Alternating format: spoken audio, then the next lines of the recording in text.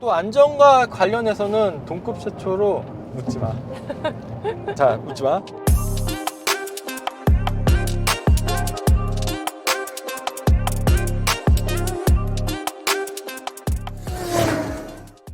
안녕하세요, 모토PD 정원주입니다. 네, 드디어 아반떼가 이제 부품 변경 신형이 나왔습니다. 지금 저희가 타고 있는 차량도 현대 아반떼 하이브리드인데요, 구입은 2021년 3월에 했으니까 이제 딱 2년 정도가 됐죠. 그 후에 아반떼 2022년형 연식 변경 모델이 한번 나왔고요, 그리고 이제 완전한 풀체인지 모델은 아니지만 부품 변경 모델이 나왔습니다. 아무래도 기존 오너 그리고 또 신규 구매를 고려하시는 분들이 어떠한 변화가 있을지 많이 궁금하실 텐데요, 저도 아반떼 기존 오너로서 어떠한 점이 바뀌었는지 하나씩 살펴보도록 하겠습니다. 지은 씨는 지금 저희가 가지고 있는 아반떼 디자인은 마음에 드나요? 저는 매우 만족합니다. 저는 일단 차 폭도 되게 길어 보이고 넓어 보여가지고 그 맞아요. 디자인이 더 마음에 들고, 지금 또 타고 있는 이 색상도 아마존 그레이 컬러. 아반떼랑 잘 어울리는 색? 아반떼 CN7 모델 자체가 지은 씨가 얘기한 것처럼 이전보다 좀 더 길고 커졌죠. 하지만 이번에 페이스 리프트는 그런 전체적인 제원상에서 크게 변화는 없고요. 그럼 신형 아반떼는 어떤 게 바뀌었어요? 신형 아반떼는 디자인의 변화 그리고 또 첨단 편의 장비 등이 좀 더 업그레이드가 되었다고 보시면 되는데요. 자, 가장 눈에 띄는 변화는 이제 전면 디자인 변화가 있는데요, 앞쪽에 헤드라이트 그리고 그릴, 범퍼 부분 디자인이 정말 좀 많이 바뀌었습니다.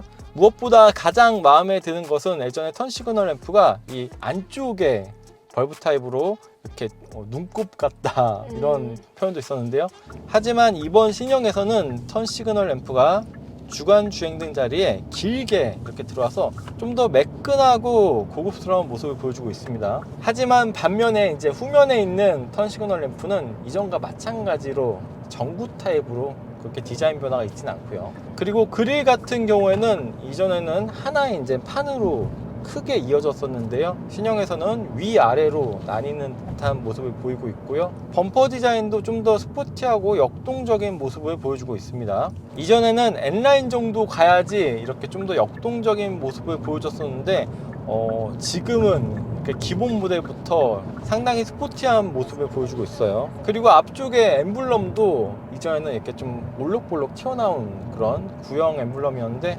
신형에서는 이렇게 얇은 최신의 현대 엠블럼을 적용하고 있습니다. 그리고 측면에서는 이 C필러 쪽의 패턴이 좀 달라졌는데요, 그런데 기존의 패턴도 깔끔하고 좀 심플한 모습이어서 이번 신형의 C필러 변화는 저는 개인적으로 그렇게 마음에 들진 않더라고요. 후면에서도 마찬가지로 얇은 현대 엠블럼을 적용하고 있고요, 그리고 아래쪽 범퍼 디자인이 전면과 마찬가지로 좀 더 역동적이고 확장된 모습을 보여주고 있습니다. 자, 그리고 실내 공간은 이전과 크게 바뀐 점은 없습니다. 전체적인 디자인, 레이아웃도 이전과 동일한데요, 하지만 인테리어 컬러가 바이오 친환경 소재를 사용한 세이지 그린이라는 신규 컬러가 추가가 되었습니다. 그리고 이전에는 그레이 컬러가 있었는데 블랙이랑 그레이 대신 캐시미어 베이지 컬러가 들어갔습니다.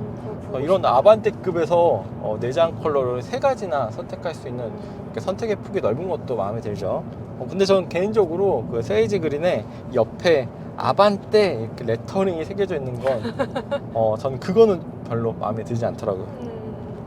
개인의, 하지만 세이지 그린이나 캐시미어 베이지 같은 경우는 확실히 좀 더 화사한 느낌이라서 여성 운전자들한테 또 많은 호응은 얻지 않을까라는 생각도 들어요. 저는 이번에 신형 아반떼 부품 변경이 되면서 이 인포테인먼트 스크린이나 계기판 테마가 최신의 그랜저라든지 최신의 현대자동차에서 사용하는 테마로 바뀌지 않을까, 그런 UI가 바뀌지 않을까 생각했는데 이런 UI 같은 경우는 기존과 크게 차이점은 없고요.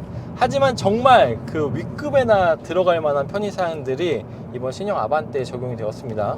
어떤 거요? 예를 들어서 서라운드 뷰 모니터, 이렇게 옆이랑 앞쪽에도 카메라가 있어가지고 아무래도 이런 건 초보 운전자들이나 또 좁은 길에서 유용하긴 하겠죠. 그쵸.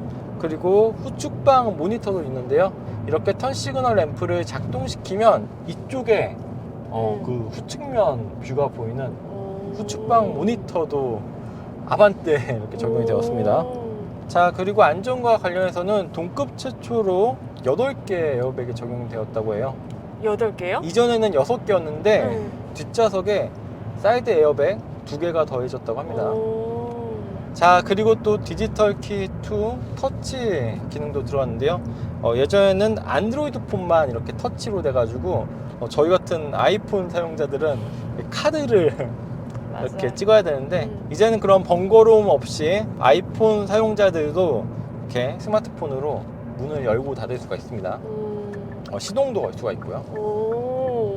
자, 그리고 빌트인 캠도 적용이 됐는데요. 저희 같은 경우에도 이 차를 사면서 블랙박스를 이제 구매를 했잖아요. 네. 빌트인 캠 기능도 이번에 신형 아반떼에 들어가서 이런 블랙박스 추가 구입 없이 옵션을 선택하면은 그런 것도 한 번에 다 해결할 수가 있겠네요. 또 제가 지은 씨한테 맨날 여름에 얘기하는 게 에어컨 키고 달리다가 이제 도착하기 한 몇 분 전에 그쵸, 에어컨 끄고 맞아요. 이거를 조금 건조시켜 줘야 된다고 얘기하잖아요. 네.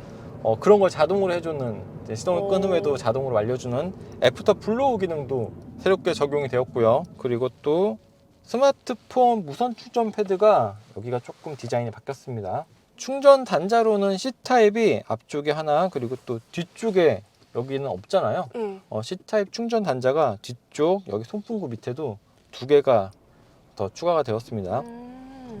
자, 신형 아반떼는 먼저 스마트 스트링 가솔린 1.6과 LPI 1.6, 또 하이브리드 1.6 이렇게 3가지의 엔진 라인업을 먼저 선보였고요. 전 시장에는 아쉽게 다른 모델은 없고 가솔린 모델만 이렇게 전시가 되어 있었습니다.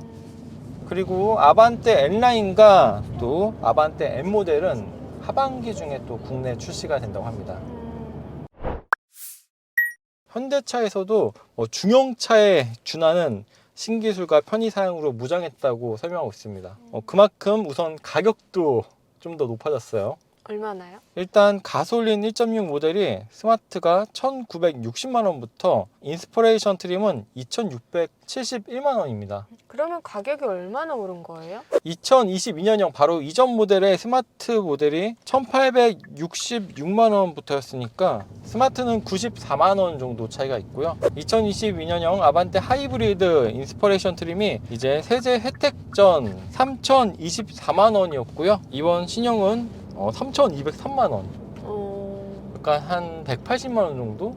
꽤 가격이 올랐죠. 하이브리드 모델 같은 경우는 세제 혜택을 적용하면 좀 더 가격이 다운되긴 하지만 확실히 이전 모델과는 가격 차이가 있습니다. 자, 이번 시간에는 차량을 직접 몰아보진 않고 전시되어 있는 차량을 잠깐 살펴보고 와서 실제 주행 느낌은 또 어떤 게 달라졌는지 추후에 시승을 통해서 다시 한번 확인해 보도록 하겠습니다. 지금까지 모터 PD 정원준이었습니다. 감사합니다. 감사합니다.